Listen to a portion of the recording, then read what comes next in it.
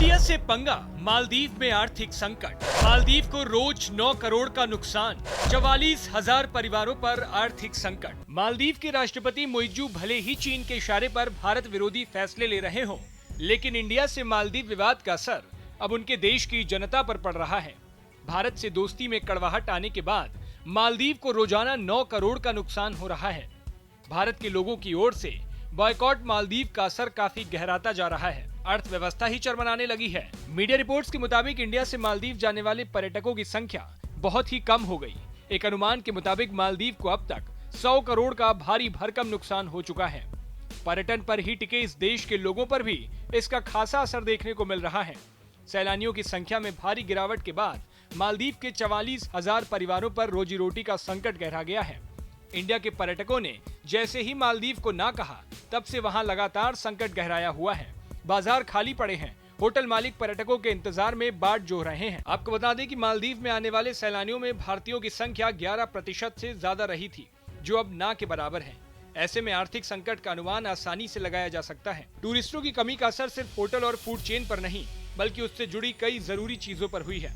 क्योंकि मालदीव का व्यवसाय पर्यटन से जुड़ा है, लिहाजा असर काफी गहरा हो गया है। अब सैलानी ही नहीं जाएंगे तो कमाई कहां से होगी, और कमाई नहीं होगी तो लोगों की रोजी रोटी कैसे चलेगी। आपको बता दें कि मालदीव ने खुद आर्थिक संकट की बात कही है। अब कमाई नहीं होगी तो पर्यटन से जुड़े सभी क्षेत्र में कटौतियां तो होगी ही। हालांकि मालदीव ने यह भी स्वीकार किया है कि भारत से विवाद का सीधा असर पड़ा है और 44,000 परिवारों पर आर्थिक संकट आ गया है। मालदीव ने भारत से विवाद के बाद गहराता आर्थिक संकट देख अपने देश में घूमने वालों के खर्चों में भी कटौती की है। इतना ही नहीं, भारत से आने वाली फ्लाइट के किराए में भी कटौती की। पहले जहां भारत से आने वाले लोगों को 20,000 किराया देना पड़ता था, अब सिर्फ 12,000 में टिकट उपलब्ध है।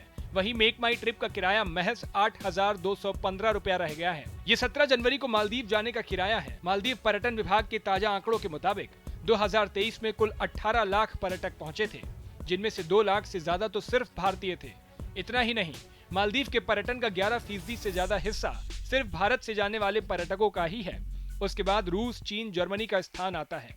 यकीनन मालदीव अपनी गलतियों की वजह से गहरे आर्थिक संकट की चपेट में है, लेकिन शायद मुइज्जू को अपने देश की जनता की जरा भी परवाह नहीं है, क्योंकि आर्थिक संकट के बावजूद वो भारत विरोधी बयान और फैसले लेने से बाज नहीं आ रहे। Bureau report, Bharat express, MP।